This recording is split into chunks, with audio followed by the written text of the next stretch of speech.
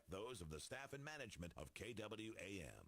Welcome to the Variety Hour on The Voice, FM 107.9 and AM 990. Listen to you move your mouth. I bet you come way down south. Now don't tell me, let me guess, you from the town that I love best. Talk Memphis, I wish you would. Talk Memphis, you sound so good. Talk Memphis, high on the bluff. I swear I can't get enough listening to you talk that stuff. Talk Memphis, oh yeah, talk Memphis. This is the Memphis Real Estate Hour on KWAM. And now, here's your host, Dean Harris.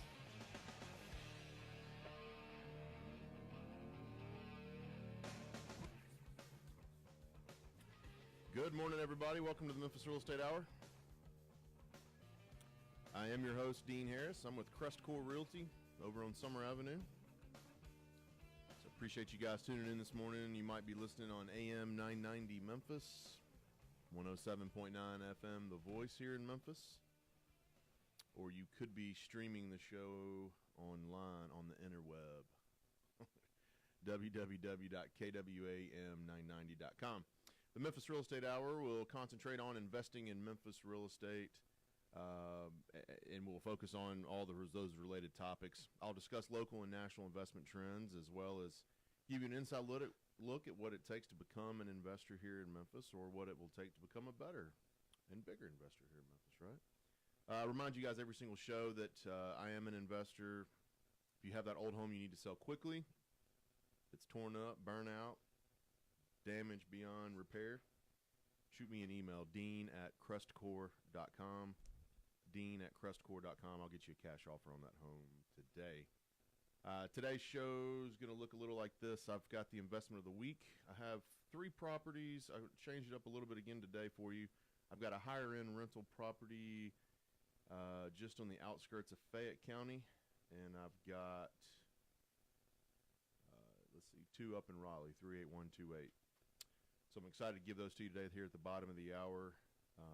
Facebook Live. We are on Facebook Live. We've been doing this, how long have we been on Facebook Live now? 9 months, 6, 8, at 9 least, months? Yeah. So tune in to Facebook Live. We're live there now if you want to watch us now. If you can't, go to the show's Facebook page. There's 55 or 56 of the shows on there. They're titled and organized, so if you have some questions or you see a title that might interest you, go to the show's Facebook page, the Memphis Real Estate Hour. Last week on the show, Dan Butler from CrestCore Realty, welcome. Good morning. How are you? Good, how are you? I'm good. Last week on the show, we discussed partnerships in investing and why they are great and sometimes not so great. And I say this every week, but the feedback we got from this one was good. There's a lot of folks out there that have been asking, thinking about it, hey, I might want a partner. Can I move quicker with a partner? So I posted it on the show's Facebook page, so you can go to that and re-listen to that show. And if you have questions about that one or any other show, shoot me an email. We'll schedule a call, and I'll be happy to help you, dean@crestcore.com. Today's show, we're going to talk about why investors sell their properties. I get that a lot. Yeah. I get that question. Investors and homeowners. Investors and homeowners, but I get all the time about why the investor's selling. Why is this guy selling? Right. You know, because it's a valid question from the buyer's end, meaning what's the catch? Yeah, what's the catch? If this was so what good, am I jumping into? Yeah, if this was so good, why in the world is he selling it? So we get that a lot. Let's dive right into this, Dan, and let's talk about why some of these guys sell. We've got, looks like 40-something reasons here why they might. I don't know that we'll get to all of these, but that's a lot of information. Yeah, man. But this was a fun one because people think there's just a couple reasons why people sell, and you start kind of slicing and dicing it, and it's like, wow. Whoa, there's a bunch of reasons why you might be selling. A ton. Typically, mine is the clients I work with, they're either retiring, they want out of the daily or weekly upkeep of their portfolio, or moving, or we got too many kids, we want to cut, whatever it may be. I get some of that.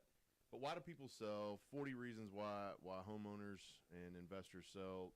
What do you hear a lot? What's some of the first things that come to your mind? Well, I think part of this whole exercise was good for me, just from to eliminate that limiting belief that there are no deals, there are no houses. You know, I think what we'll show through all of this is that life happens. There's always something going on with somebody's life or emotions and you know, Divorce, Yeah. death. I mean, there's all disability. kinds of stuff. Disabilities. Yep. So just this past, say, 3 months, I mean, we'll use an example later on, but I mean, Douglas and I have probably put for sale or have sold for 3 or 4 different reasons, just ourselves. So anyway, You guys have a pretty good agent too working with you, don't you? yeah, I can't remember his name. You know, he's all right. He just throws it He's out a there and hopes. pompous jerk, but boy, he sells them pretty quick. That's right. You know, the first kind of section that we talked about was just the actual house, you know, where it sits and what's the deal with the house. You know, is it too small, too big? You know, the layout. You know, this is kind of more towards the homeowner themselves, but versus an investor. But I kind of tied them all together. You know, a neighborhood changes. Think about what kind of things happen in neighborhoods. You know, Man, gangs, can happen, crime, bad neighbor. blight. You know, how many times you hear about a neighbor that they just can't get along? You know, like, what was it, the McCoys and Yeah, the Hatfields and McCoys that's back in the right. day? Always on each other. You know, no neighbors. I've heard that one before. You know, just kind of feel isolated, desolate. You know, there's some boarded up houses, or you know, I was about to say the boarded up house is can be a trend. If you get one boarded up, that neighbor's like, "Ooh, I want to get out of here Yep. because of the crime that's coming there." Well, now they're gone, and there's another another boarded one. up. Yep. Then 2 other people are, "Oh, we better get out Where of the here." city's torn down, several right beside you, and now you got just vacant land that used to have houses, and now you kind of feel, you know, Mhm. isolated, if you will, with just people don't like to have trees and brush.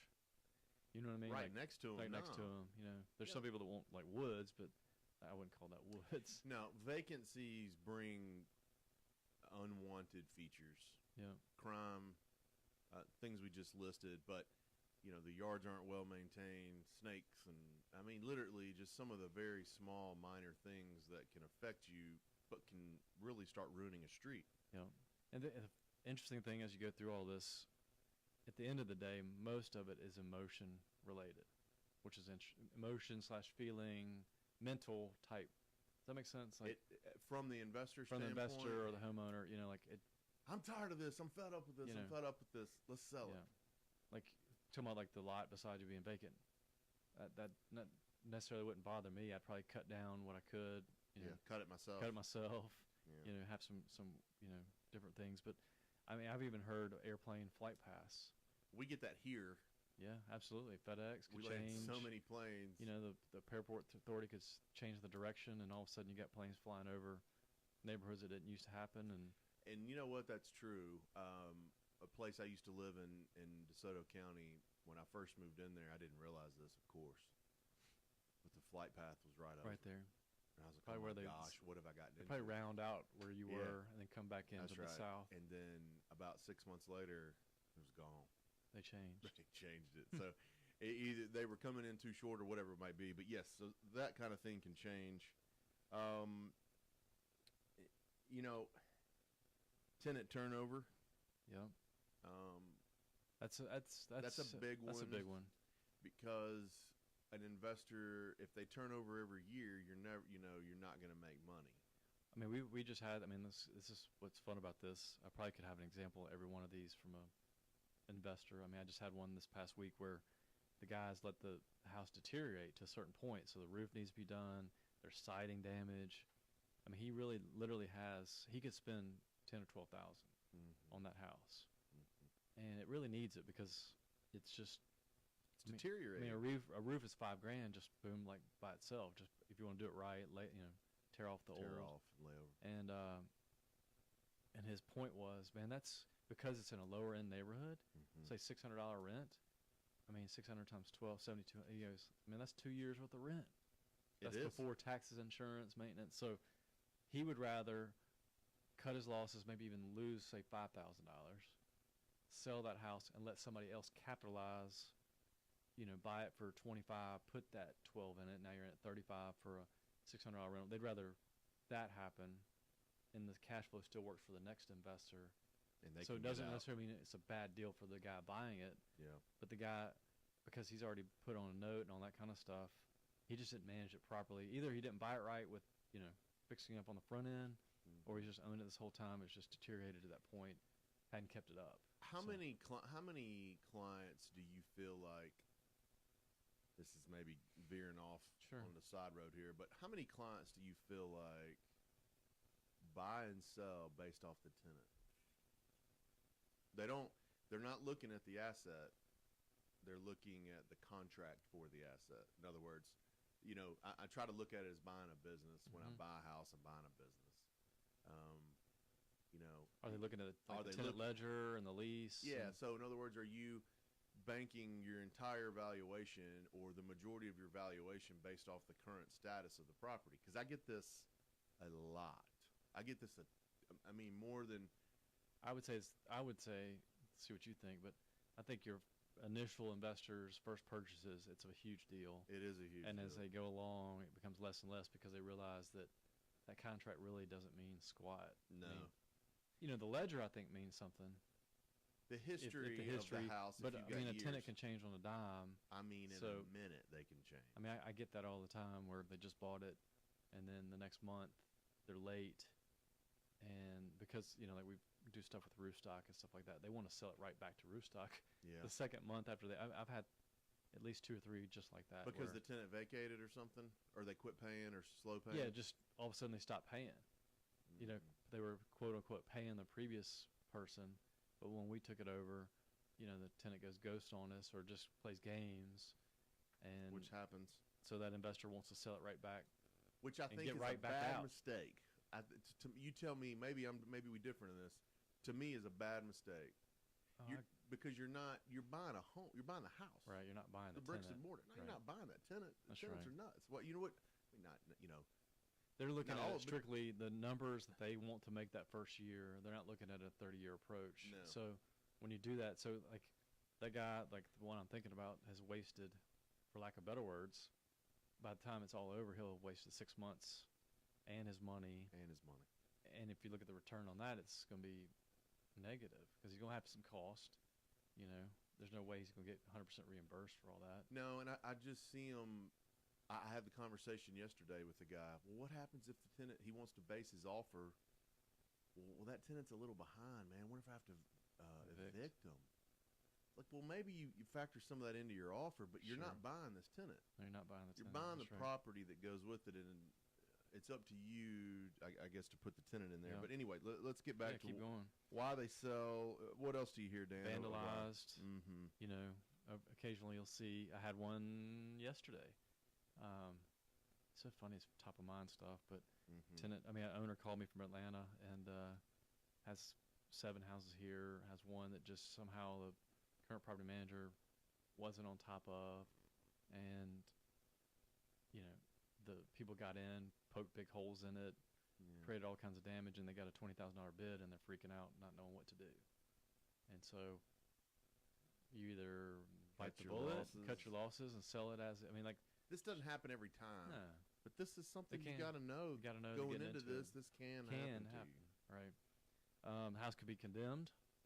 We've had that happen before. Where an owner didn't take care of a property, and like subfloor issues, or you know what I mean, like something serious. Something serious where it's just not the safest habitable place where children could fall or whatever. Fire, flood, mold, foundation, lead. All those are kind of like stuff that happens to houses that cause. Douglas and I've had 2 fires in the last 60 days, and so we're trying to figure out. Trying to sell them. I knew you had 1. So we've got 2 lots basically, 2 half houses or 2 lots. 2 half. Maybe I'll say, hey, sell the lot for 15 and give you a free house, free half of a house. But that's why we're going to sell, right? Because we just don't want to fix that house up, and for the money the way our insurance is structured, so we're going to let it go. And then infestation is another one you see every once in a while. Man, if you're selling for, I'll be honest with you. By the time we finish this, maybe nobody want to buy. You're right. You're selling for gosh. some of these reasons. I think you're in the wrong. And these are extreme. Let's make sure we caveat that. These are extreme reasons that people get into selling. I haven't seen a snake infestation. I've seen roaches. I've had roaches fall on my head walking through a front door. That was not. I don't do well with that. You but- scream like a girl. Or another. Sorry. Waving your hands Well, in the air like you just don't care. Our buddy Michael Hayes, a good friend of ours, Yeah. he called me one day. And he had remember that posted picture that the pants he left? Yeah. I don't think that's really his. I think, Nah. but He said some other dude left please, in a hurry, man. please, and I was like, I just remember it was in Berkeley. I went to a house.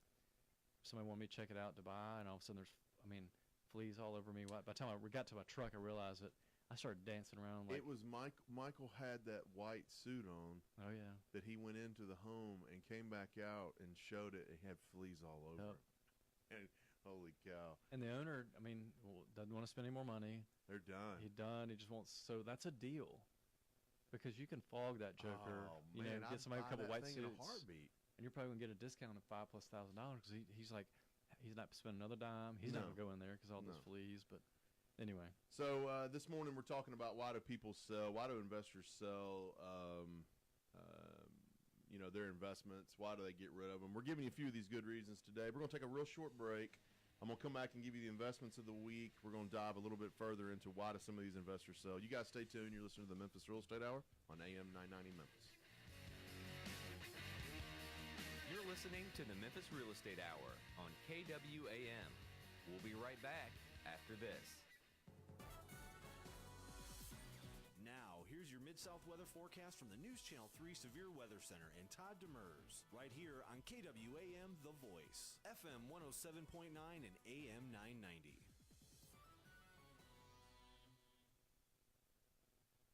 Under mostly cloudy skies, our unsettled weather pattern will continue. High temperatures in the low to mid-80s with winds out of the south. Near 70 overnight with our latest cold front pushing through. North winds are back, rain ending, and highs holding in the mid-70s for your Wednesday. Racket Club proud to introduce a new wellness program, Live Well. Wellness is not a destination, it's a lifestyle. Call the Racket Club at 901-765-4444. I'm News Channel 3's Todd Demers on The Voice, FM 107.9 and AM 990. Griffin, Clift, Everton, and Mashmeyer, PLLC, is a full-service law firm with over 50 years of experience in the Memphis area. Real estate closings have continued to be the forefront of their law practice, which include residential, commercial, and development real estate transactions, drafting and negotiation of real estate contracts and leases, business information, preparation of wills, probate, and estate planning. Their firm represents a number of builders, developers, investors, and local lending institutions, and is approved to close transactions for most local banks and mortgage companies. In addition, they offer title search, title examination services, and title insurance through several well-established title insurance companies in the Memphis area, as well as Tennessee and Mississippi. They strive to offer services in a prompt and timely fashion while advising and representing clients in a zealous and professional manner. Should their offered services be of need, please contact William N. Griffin Jr. or any of their attorneys at 901-752-1133. They can also be found online at www.gcemlaw.com or on Facebook. Is it a good time to buy or refi? Is it a buyer's market or a seller's market? Are interest rates going sky high soon? Hi, I'm Ludi Calloway, the mortgage lady at iBank Mortgage. I tell my customers to ask questions, get answers. So join me every Monday morning at 8 and I will tell you what's going on in today's still changing mortgage world. Remember, most people think about mortgages a few times in their lives. I think about them every single day. Tune in Mondays at 8. CBS Money Watch. Stocks finished mixed yesterday after new tariffs were put in place between China and the U.S. California officials are demanding the Trump administration back off a plan to roll back fuel economy standards.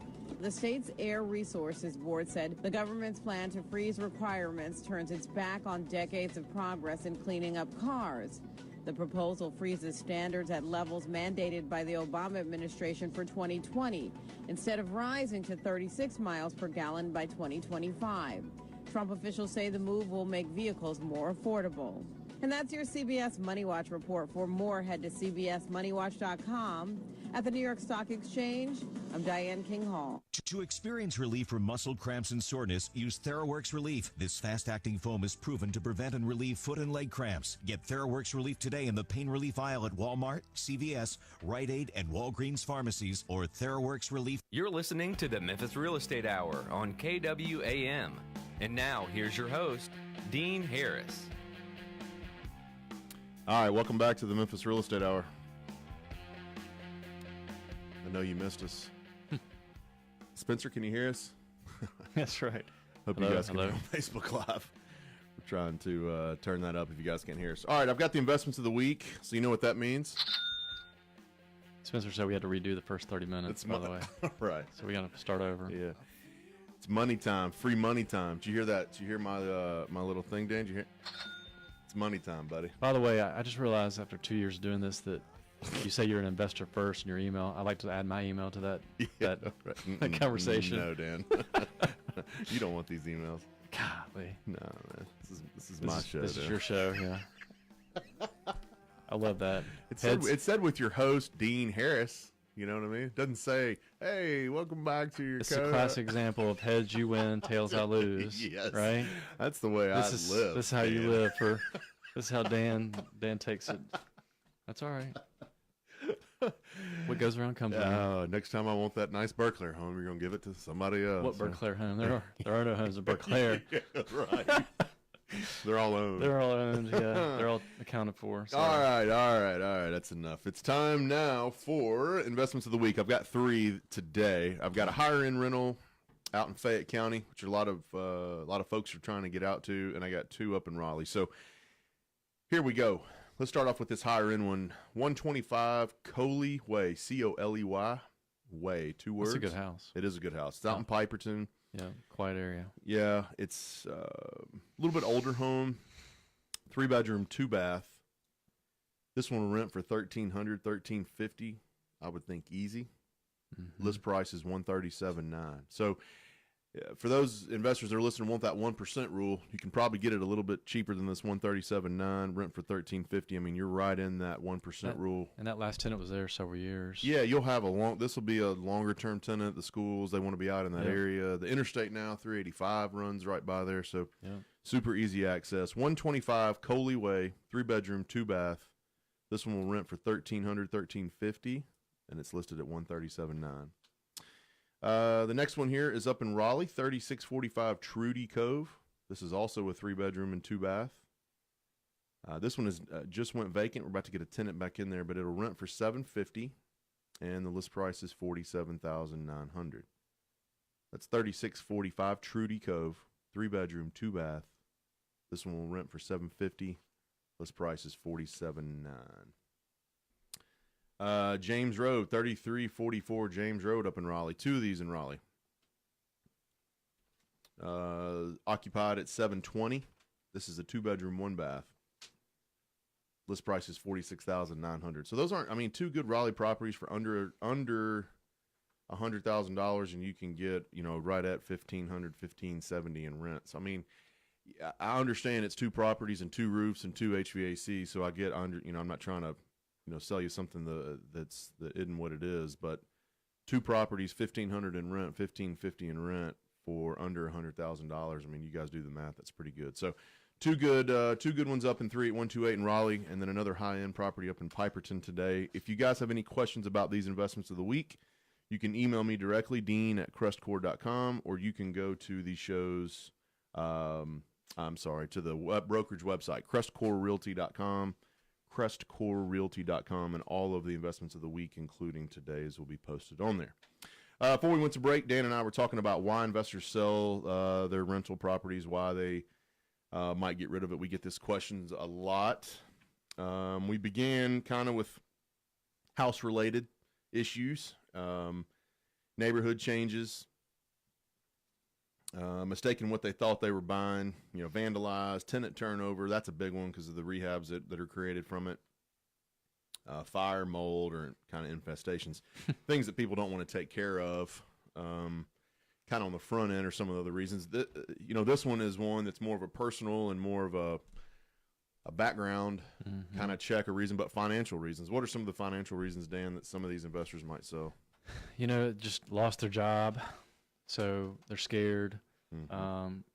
You know, have another financial obligation. Had, you know, some Private school? private school, trying to have kids. You know, that can drive.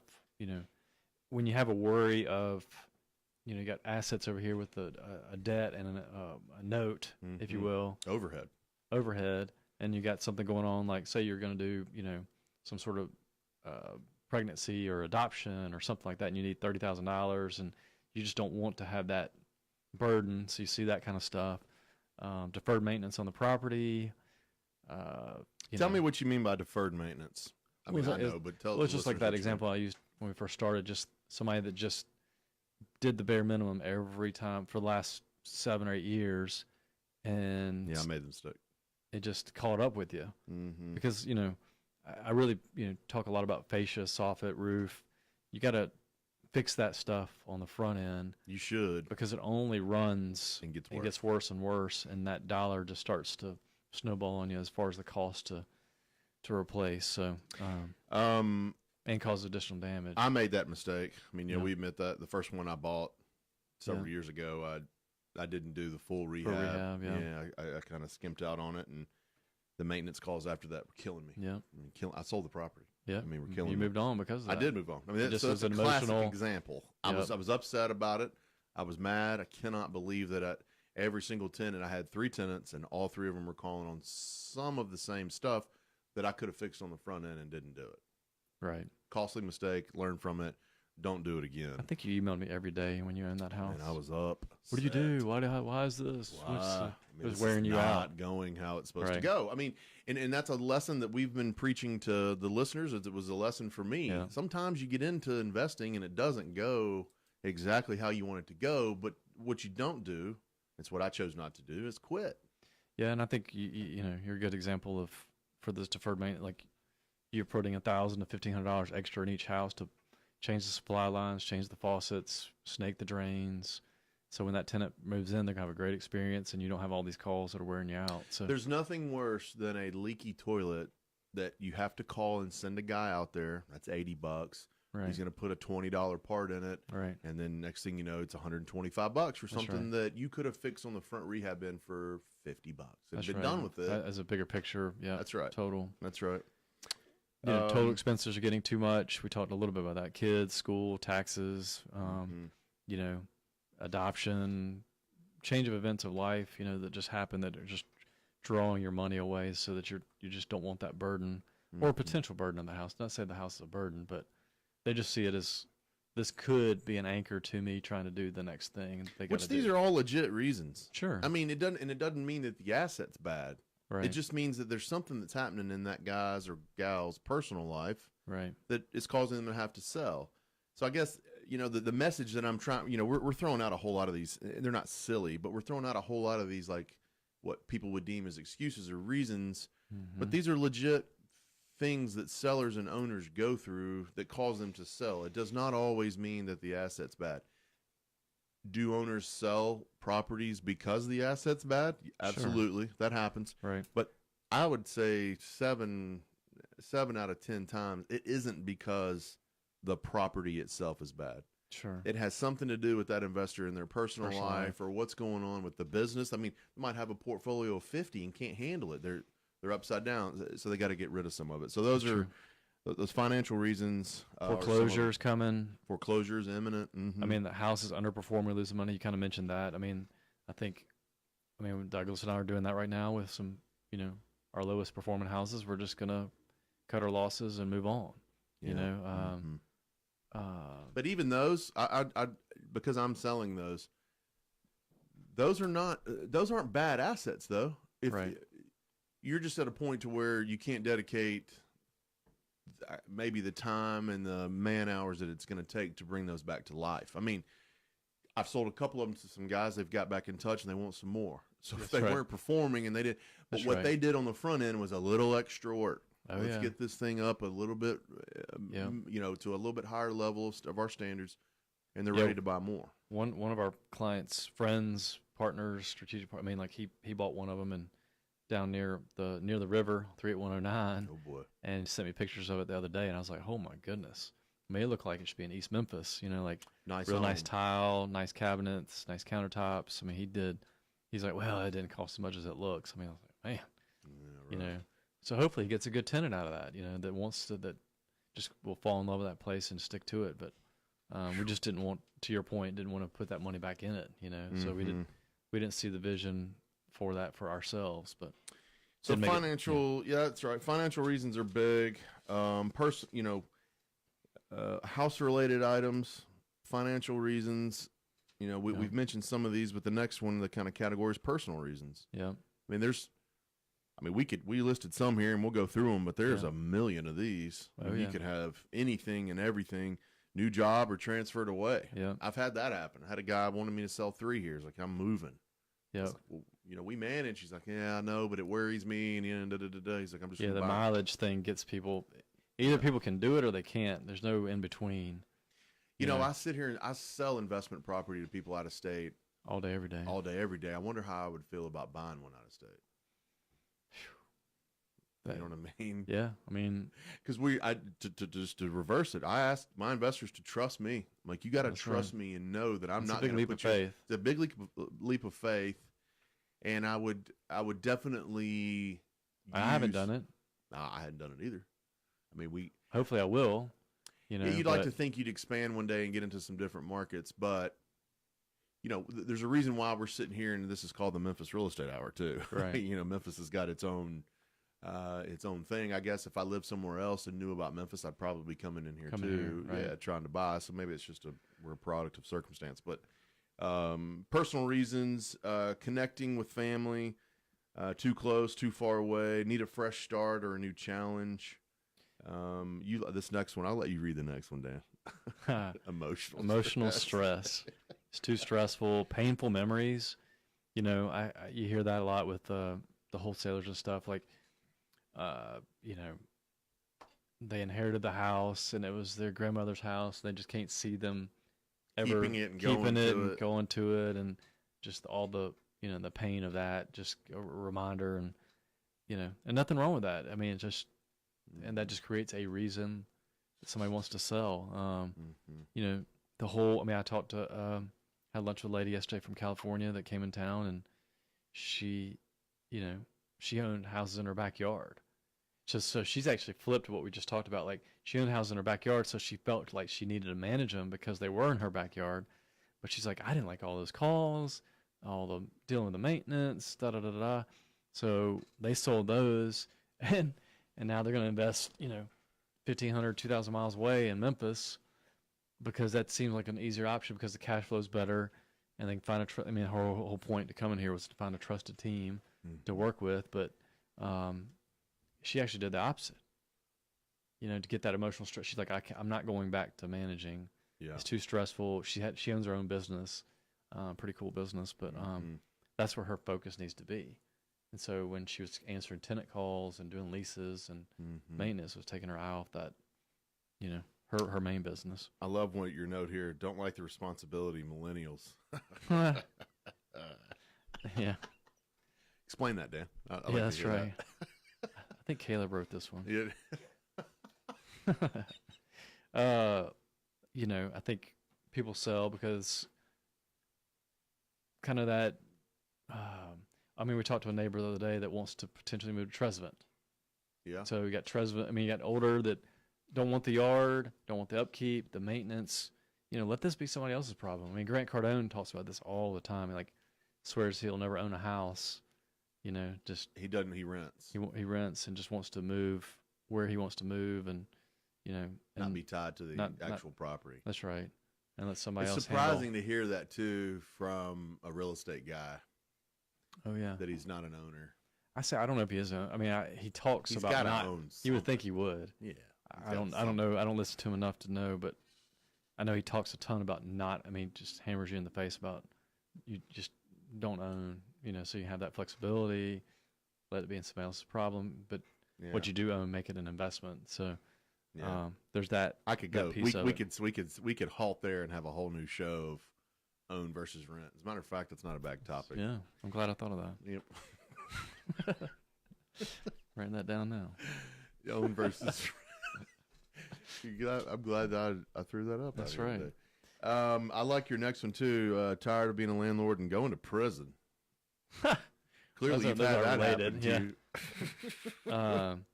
Well, I mean, I've heard, wholesaler friends that gone to prisons and to get a guy to sign a I've house. actually heard of that, too. I've heard. That, it sounds might have been crazy. the same person, but I've literally had somebody tell me that there was. I don't know if he was the sole owner, but he was on. He was tied to deed. He was tied on it somehow, and they had to have his signature, and he was incarcerated. Yeah. So they had to go and visit the man and get him to sign it. And I think where they take him a carton of smokes or something. That's right. Buy him something for the canteen or whatever. I mean, that's currency in prison. So I mean, so we both heard the story. So it's a legit reason that people sell. They're going to prison or are in prison, and they got a house out here, and they don't, families feeding off of it, and don't know what. Don't know what to do. What to do. So That's right. Get rid of it. They don't want to be a landlord. I mean, we hit that. We probably hit that. That's probably one of the top. I get a lot of that. Man, I'm sick of being a landlord. Man, they won't pay the rent. I was like, for one, great. Give me your property. Let me sell it because I'm going to give it to somebody that's going to handle it right. Right. We talk about this all the time. Don't be the landlord. Right. Set up a business. If you want to set up a hobby, then set up a hobby and manage them yourself and get pissed off about it and sell them. Yep. If you want to set up a business, then set up a business. Get you a banker and a property manager and a this and a that. I mean, set it up to where you can succeed. That man, the landlord and yourself stuff, as you have told us, is a nightmare. Yeah. I mean, it's a ton of work. It's a ton of work. I mean, it's just not the quickest and the best. I mean, that's why you listen to this show, so you can avoid having to do stuff like that. Drugs. Drugs is another one that people get into that, either the kids or them themselves, and they've ran through all their money, and all they've got now is the house, and so they've got to. How often do you see that? Several times a year. I mean, really? Yeah. I mean, but that's a life-changing event, if you will, because they were running a stable life, doing everything's good, and then they get in drugs, and then all of a sudden it just tanks, and they've ran out of money, and they've got to figure out something else. Which probably leads into pre-foreclosure, back tax. I mean, they're probably all related, so a little bit of both. Your the root cause kind of thing. Like you're saying you got to sell because it's about to be foreclosed on or back taxes, but really, drugs could really be got a drug problem. You got a drug problem that's feeding the reason why you're not being responsible. So, we are talking about why investors sell their property this morning. We've given you several reasons. We're going to take one more quick break. We're going to come back and finish this up. We've got a couple other good little topics here, but good information. The question's always there, so we're happy to answer it today. You guys stick around. You're listening to the Memphis Real Estate Hour on 107.9 The Voice. You're listening to the Memphis Real Estate Hour on KWAM. We'll be right back after this. Now, here's your Mid-South weather forecast from the News Channel 3 Severe Weather Center and Todd Demers, right here on KWAM The Voice, FM 107.9 and AM 990. Under mostly cloudy skies, our unsettled weather pattern will continue. High temperatures in the low to mid 80s with winds out of the south. Near 70 overnight with our latest cold front pushing through. North winds are back. Rain ending and highs holding in the mid 70s for your Wednesday. Racket Club proud to introduce a new wellness program, Live Well. Wellness is not a destination, it's a lifestyle. Call the Racket Club at 901-765-4444. I'm News Channel 3's Todd Demers on The Voice, FM 107.9 and AM 990. Griffin, Clift, Everton, and Mashmeyer, PLLC, is a full-service law firm with over 50 years of experience in the Memphis area. Real estate closings have continued to be the forefront of their law practice, which include residential, commercial, and development real estate transactions, drafting and negotiation of real estate contracts and leases, business information, preparation of wills, probate, and estate planning. Their firm represents a number of builders, developers, investors, and local lending institutions license and is approved to close transaction for most local banks and mortgage companies. In addition, they offer title search, title examination services, and title insurance through several well-established title insurance companies in the Memphis area, as well as Tennessee and Mississippi. They strive to offer services in a prompt and timely fashion while advising and representing clients in a zealous and professional manner. Should their offered services be of need, please contact William N. Griffin Jr. or any of their attorneys at 901-752-1133. They can also be found online at www.gcemlaw.com or on Facebook. Is it a good time to buy or refi? Is it a buyer's market or a seller's market? Are interest rates going sky high soon? Hi, I'm Ludi Calloway, the mortgage lady at iBank Mortgage. I tell my customers to ask questions, get answers. So join me every Monday morning at 8, and I will tell you what's going on in today's still changing mortgage world. Remember, most people think about mortgages a few times in their lives. I think about them every single day. Tune in Mondays at 8. You're listening to the Memphis Real Estate Hour on KWAM. And now, here's your host, Dean Harris. All right, welcome back. We had to pay some bills, as the radio guys say, right? Start talking like a real radio host, real DJ. Coming at you. You like that, Dan? I'd like to see you do that. Live. Get your, yeah, your personality. Yeah, that's right. That's right. On the 2s and the 4s, or whatever it is. All right, welcome back. Let's get serious here. Talking about why investors sell. What are the reasons they get rid of a property? Because we get the question a lot. Mm-hmm. You know, why do this, or why is this home available? I get a lot of that. Why is the seller getting rid of it? Financial reasons. We talked about house-related problems, personal reasons. The last one we kind of had here was life cycle, retirement, empty nest. I mean, to be honest with you, I get the retirement one frequently. Mm-hmm. I mean, I got one right now. We're liquidating, Mr. Wade's there, 20-something houses. He's just trying, he's retiring. He's just retiring, moving on. Yeah, and he's just done with gonna it. put money in. Yeah, something else. Annuity or market. Very conservative. Just, literally retiring. Changes in relationships, divorce. I mean, that's probably the most common. It creates a huge mess. Yep. Because what are you going to do? You got to figure out the appraised value of the properties, the debt that's owed. Split the. What are you going to split the equity in the home? I mean, it's a whole thing. Yeah, I was texting with a guy this weekend talking about divorce of a partnership. Yeah. Yeah, I mean, that's the truth. I was asking about owner finance. That's one of my first questions I always ask. Yeah. He's like, well, I just need to be done with these houses because I'm just trying to go our separate ways with my partner, and and then divorce, like you said, it just gets to where they've got. I mean, there's one that I dealt with, guys in Arkansas, husband and wife, had probably 8 houses with us, and it literally, I would get emails flipping them back and forth to each other. We're about to settle, give them to her. Oh, wait a second, that's not going to work. I mean, we probably switched them back and forth 2 or 3 times. And so lawyers are the ones getting rich. Yeah, lawyers are just having fun playing ping pong with those. But death of a spouse or family member. I've gotten that several times. That somebody's died that just created a trigger that you need to sell that house or move out of that house, or you're not the one that inheriting it. That kind of thing. So Douglas is helping with one of those right now. Yep. So you got a package that spouse died, and you got these assets in the wife or husband. Yep. Typically, the wife doesn't know what to do with them, and she's got to get rid of them because she doesn't know that wasn't her thing. She relied on her spouse to take care of it. So I'm trying to teach Amber how to do this. Yeah, I really am. That's good. I'm trying to teach her how to man. I think it's advice for everybody is, if you're an investor and you have that, don't leave your wife out in the cold. That's right. Teach her at least how to maintain them. Yeah, and who the contacts are. Yeah, I mean, that's the thing. Like, you're not just building wealth for yourself and building a business. I mean, trying to create a legacy. These houses aren't going anywhere. Right. You know what I mean? It's like they're not.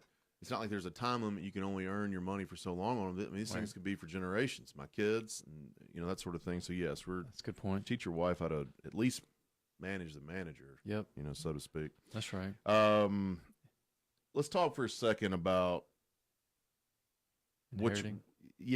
Inheriting a house. I mean, like, so I get that some. I don't know what to do with it. I mentioned that actually at the beginning of every show. If you've got that old home that you've inherited or is beat up and burnt out or whatever, call us. We'll buy that thing. But that, how often do you get I inherited this or I can't afford it? That's a lot. Really? Yeah, because, you get a house. You either don't want it because you don't want to be a landlord, never wanted the house in the first place, don't know what to do with it. Mm-hmm. You can't afford it, which then leads to not wanting it. You might want it, but then you can't afford it. You might live in Florida and have a house here, and you just can't get your head around using a third-party management and managing from afar. And it's just, again, emotional burden, so you just say, I'd rather just be done with this house, so and then some people just don't want to take care of it. They just don't want to deal with it. It's just again, emotional drain on how do I pay that taxes and how do I make sure the insurance, what if the insurance, do I have enough coverage, and all those questions that come with not having that house like right in your backyard or your personal house. People can get their head around their personal house, kind of sink in and live, how to live in a house that they're being a homeowner, but not one they inherit, That just happened to us, Mother died 8 years ago, and the daughter lived in the house, and two brothers just kind of watched over her. She fell and lost her short-term memory, and they had to swoop in and put her in assisted living, and they had to sell that house so that they know that she's taken care of in that assisted living for the next umpteen years. And that's what they're going to do with the proceeds, probably had $180,000 proceeds going straight to her for her long-term care. Help take care of her. So that's a good example. Always heard of the 4 Ds to wrap up, this actual the reasons why people sell. What are the 4 Ds? Death, disability, divorce, drugs. Those are the 4 that I've always heard since first started. But as you got into this, and some of them are intertwined in this, but I was about to say you could pretty much probably half the list stick one of these Ds: death, disability, divorce, or drugs, with everything we mentioned. That's right. That's right. They could all be kind of commingled. What talk about here in our last 6-7 minutes here? Talk about what did this exercise make you think of? What did it make you realize? What are some of the points that we want to get across to the listeners? Well, I think just there always will be opportunities. Mm-hmm. And we don't use absolutes very often, but I think there will always be opportunities because life happens, and between the 4 Ds or just emotional issues or life-changing issues besides these 4 Ds, some of those triggers are going to always create opportunities. Yep. And so now the opportunities might, like right now, everybody wants to be in wholesale and all that good stuff. And so you constantly hear, I kind of got out of it for a while, but now I'm kind of back in the emails, and an investor will send me a house, and I'll get the same house. From 3 other guys. From 2 or 3 other guys. Just talked about this at lunch yesterday. Did you? Yeah. So, and they all think they got the in on the deal. You know what I mean? And really they're all out. And they're all out because nobody has the contract. They're trying to just guarantee that they can close to the, get the right price to that buyer. And so it's a frenzy right now. But what's really fun is when they start passing out my listings. Got another one of those this week. Did you really? Yeah, wholesalers picking up listings and passing them out. It's great. I just don't understand that. No, because they usually if they disclose it, maybe. Even then, I can't pay them. No, because they're not licensed agents. Right. So I'm not allowed to pay them. But yeah, no. So what do they have to do there? They have to put it under contract, act like they're going to double close it, and make their fee. Yeah, the seller can choose to go do that. The seller's got to pay me. They can put that on the contract and sign it. Can they do that? If they can write a contract on an MLS deal, and if the seller agrees to sign that, he understands that this wholesaler is going to go assign it out. They can do that. I will never advise my client to get under contract with a wholesaler. No offense to the wholesalers, but there's just no certainty. There's no certainty. They're not going to. They're for sure not closing. Right. we're going to get under contract in the hopes that someone else can go sell it. I mean, that's what they hire me to do. So no, That's a good point. So I mean, go ahead. we went through these, 40 or so reasons that people sell. Yep. It's amazing that There's that many. I bet there's 100. I'm just hadn't touching really the saw it, surface. but yeah. in some of them you're like, oh, well, of course they're going to sell. And a lot of them are like that. Mhm. You get stuff that's very common. Yeah, of course they're selling for that. But I'm in charge of trying to relay that message to a new buyer. Mhm. Why? What's going on? So it's not always. The biggest thing when we brought this topic up that I wanted to get out was investors aren't always selling because the home's a piece of crap. It's just not the case. They could be. Could be. There could be a But reason. also too. But you can also turn that. I was about to say, if you get it for a good deal, maybe they're just not taking care of it properly. Maybe they're not managing. Maybe it they're the not right investors. way. Maybe they're not investors. That's the biggest thing. I mean, the definition of an investor goes way deeper than, just slinging some money around. I mean, you got to be legitimate, methodical. I mean, you've got to make this thing a business, and you've got to be professional about it. Opens up the conversation with sellers. So, I mean, when you go in and you're talking to somebody about selling and you try to get to the real root of what's going on, I don't do that to be nosy. I do that so I can better help them. Yep. Like, how can is this a desperate situation? Do you need to sell this home today? Or is this hey, we're just, gradually trying to get rid of it? So, yes, it does open up the real conversation with the seller. And I'll give you an example for that. A guy that I'm talking to right now for us to buy, I think I can't remember, 7 or 9 houses, and his big, and he wants to he's financed all his houses to us to this point, and he's down to his last 7 or 9. I can't remember the number. And he's 63, and he's ready. I mean, he's looking at retirement, so he's making sure, in his price and his terms, we're trying to work that out so that he's taken care of for the next, 10, 20 years with those assets. Does that make sense? Yeah. So I am trying to figure out the best way to help him be successful in that for his retirement. And so that's what's driving the conversation. So kind of, getting all this to say, you got to figure out why, if you're negotiating and all that kind of stuff. A listing is a little bit different, I would say, because somebody's already made the decision to sell. But if you're in conversation with people that own or a house that comes across, you got to figure out why they're selling and what's their goal. What's the goal with that sale or whatever. So then hopefully you can help somebody. Yeah. That's the whole bigger picture. We joke about that. We'll help get a great deal. But I mean, in all seriousness, you can be helping. I mean, absolutely. I truly believe that. I think at least in half the situations, you're legitimately helping. Are you getting a good deal on a home? Yeah, of course. But you never know what they're going through. That's right. Unless you really find out. I mean, there could be some bills they've got to pay and things. I mean, you never know what you're doing by giving them that rush of cash or that influx of cash, what they're able to do with it. So, yep. I think it's a good topic. I think it's something that listeners wanted to hear. I get the question a whole lot. Why are they selling? So yeah, people ask that. That's one of the top questions. I get this a ton. Why are they selling? Yeah, especially from my national investors, and I don't blame them for asking. There's just sometimes I either don't know that answer because hadn't been communicated, or it's something of one of these 40-something topics that we gave you today. That's so right.